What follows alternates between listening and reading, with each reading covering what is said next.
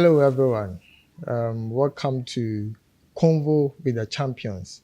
We are back to another episode, and today we have in our midst a very young, talented, and beautiful lady. She is a pharmacist. She's been in the industry for some time now, and she's taking her profession to the next level. We want to engage her in conversation to educate people on how to take medications and issues that are surrounding medications and pharmacy in general. So, I have the privilege to introduce Dr. Anita Payne. Dr. Anita, you're welcome. Yeah, thank you very much. How are you doing? I'm doing great. What about you? I'm also fine. Yeah. So, Dr. Anita is, should I say, the lead creator for Better Health? Yes. Better Health, right? Yeah. Yes. Tell us more about Better Health. So, Better Health with Dr. Payne is generally a health education platform based on social media, YouTube, TikTok, and Facebook. Okay.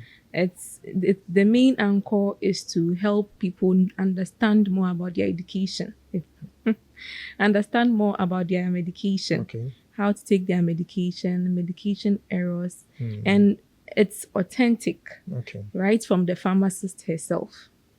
Okay. That's great. One of the areas where we have challenges in the health sector is about medication. Patient taking their medicines and even education as to how to properly take their medication. So I believe your platform is serving a purpose Yes, to reach it out to is. this. And because you can just view it at your fingertips on your phone, it's a go-to Okay. whenever you need authentic information on medication. Yes. Okay. When did you start? September 2024. Oh, so September this year will be 2 years. Yes. Okay. It's quite young, but it's showing promising prospects. So, It takes yeah, some I'm time. still grinding.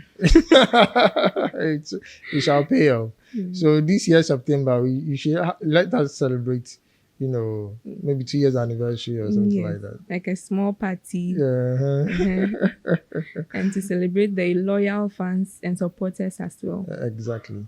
So, how has it been? I mean, um, blending that with your work, with your profession. It's not easy. Mm. Yes, and it's not only blending that with work, blending that with family life as well. Okay.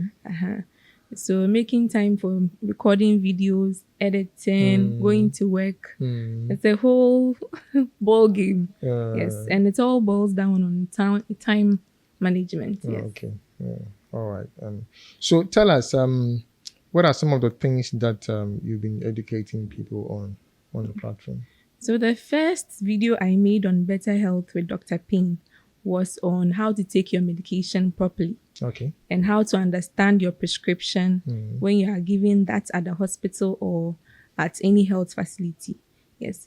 So it's been on medication, common health conditions, even contraceptives too. Yes. And I had a very popular video on cholera last year when it was an epidemic affecting many of us. Yes. Cholera. Yes. Oh, okay. On cholera. So on that notice of how to take your medication properly, can you tell us exactly the right way of taking medicines? This is a very tough question, but it's a very good one as well. Thank you. So medications are we have so many medications. So you can't say this is the correct way of taking this particular medication. Okay. There are several ways of taking medications. Okay. But mostly the most popular ones are the oral ones. And for that one, unless you are specifically told to chew the tablet, you shouldn't chew it. You have to swallow it whole. Okay. Yes. So it depends on each medicine and how you are supposed to take it. Yes. So in that case, some medicines, sometimes you are told to take them with meals whilst you eat. It's the right way. Yes. Okay. But I have a question. I've been to the hospital a couple of times where I've seen that where we take our medication from. We are asked the way they give the medication to us or the medicine to us. Then the narration will go like, Papa for Bakwana, Papa for Bakwana, for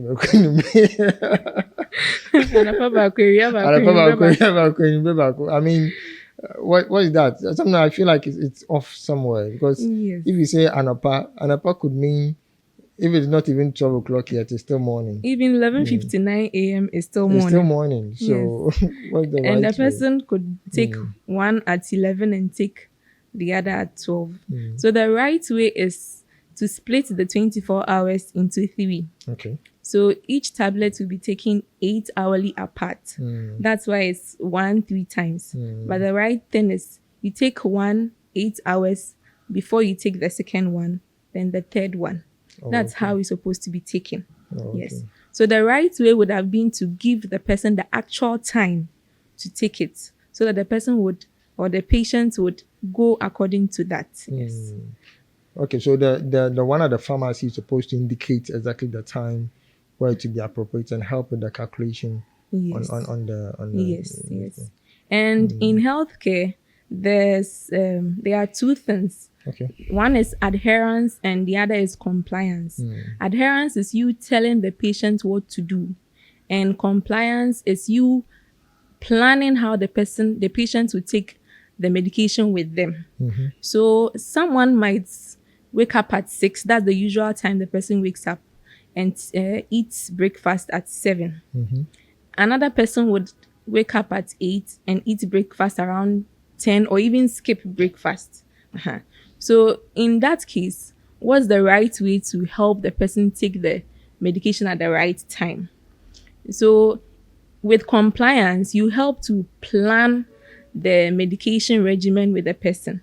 So you would, for example, you would say, if you take your breakfast at 7, so the timer will start at 7. So after breakfast 7 plus 8 hours, that will be around 3 p.m. Then you take lunch.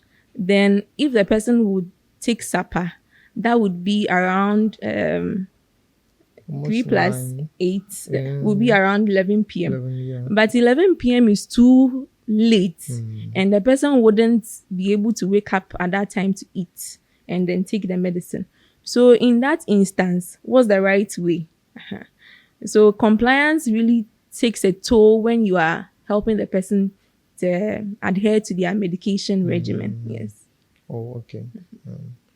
So then I guess we have a lot to learn when it comes. Maybe when we come to the facility or the hospital, they should tell us more Yes. about all of these things. And Yes. sometimes you don't even get education on the medication itself or the medicine you are going to take in, whether it is it's not good to take it together with something or you don't get that. And So I always advocate on my channel that medications and then healthcare should be patient-centered.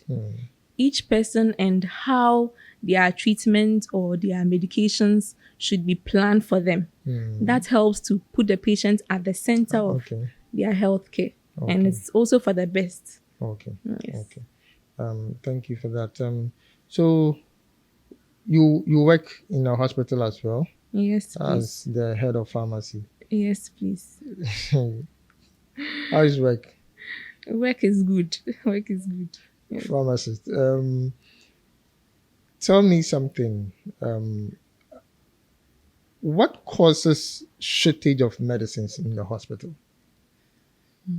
Because sometimes patients are in the hospital and they have to be crossing the street to go and get medicine because the nurse or the doctor says so, and the hospital doesn't have some. Why?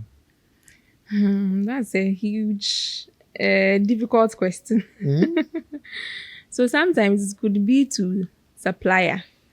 If the supplier doesn't bring the medication at the right time, the patient would suffer. Sometimes too, it could be cost. The medication is too expensive for the hospital to procure for the patient, so they would prefer the patient going out to buy it. And availability as well. Maybe that medication is not available in the system, so the patient would have to go out and get it. Yes. I see. But it's so inconvenient to be sending patient out to go and get medicine to buy. Yes. I think you can do better. Or Yes, we can. supply. So if you look at the supply chain, and suppliers are not bringing the medication.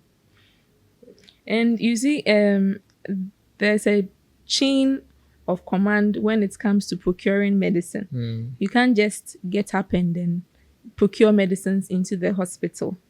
It has to follow a process. So when there's a delay in each of any of that chain, it can cause a delay in the patient getting the medicine. Okay.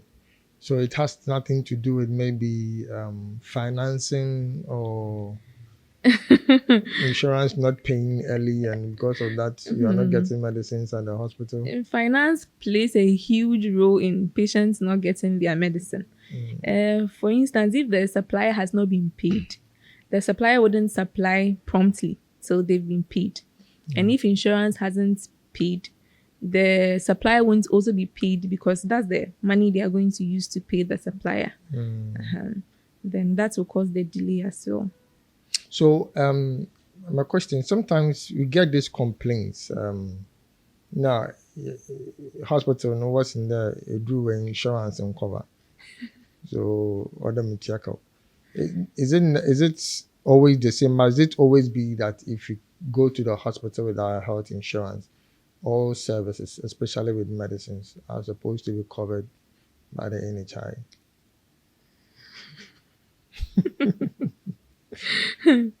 This question, is it on camera or off camera? But tell us, we would like to know, because you go to the hospital, we've gone with our NHI, or let me say health insurance, then we are told, Mami, we draw away the insurance non cover until the letter. I just want to know that if you hold the health insurance card and your card is active, is it practical that all medications are supposed to be covered by the insurance or not? Yes and no. Okay. Yes, because practically your health insurance has to cover for every medication you get from the hospital. No, because NHIS or insurance has a list of medicines you can get at a particular facility.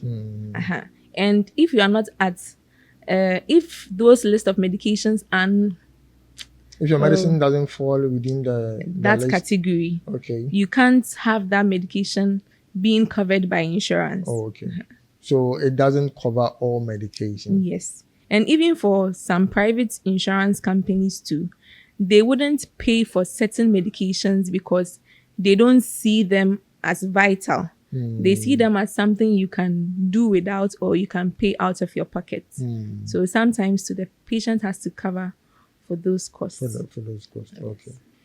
Okay, I think that's fine. I mean, if you want to discuss issues about health, it's enormous. it's plenty. Yes. Let me ask a question about. I was with one doctor, Dr. Shens, the last time we were talking about patient experience at a pharmacy unit from the pharmacy level. I cited one of the examples where how we get the medication is not. You have told us the right way to do that, but I just want you to tell me or tell us from your perspective, how is the patient experience like at a hospital? I would say stressful in a way. Yes, because most patients want hospital care to be fast, like fast food. But it doesn't happen like that on the ground because there are a lot of processes and paperwork that have to be undertaken while the patient is at the hospital. And that delays the whole process. Sometimes the patient has to go to the lab. You have to wait in line till it gets to your turn. And if there are a lot of people at the hospital, you would take very long at the hospital. So it would be stressful, but we look at the end, what the patient would gain from visiting a certified health professional. Yes. So at the end, you know that you get better. So that is what will boost you to visit the hospital. Yes. Oh, okay. Okay. Thank you. Is there anything you would want to tell the viewers? Wrapping up. Yes, yes. So I have a health channel, as we discussed, Better Health with Dr. Payne, and it's on Facebook, YouTube, and TikTok. So kindly do well to follow me and subscribe to Better Health with Dr. Payne, and you would get to know more about what I discussed with Mr. Dominic here. Okay, thank you. So this has been Convo with a Champion, and then Dr. Anita Payne has been a champion in the health sector, championing the cause of explaining medication to people on how to effectively and efficiently take medication. I think this has been educative and informative. And if you really like this show, kindly comment, subscribe, comment, and share for your friends to also get to hear and watch what we discussed today. Thank you and see you some other time. Bye.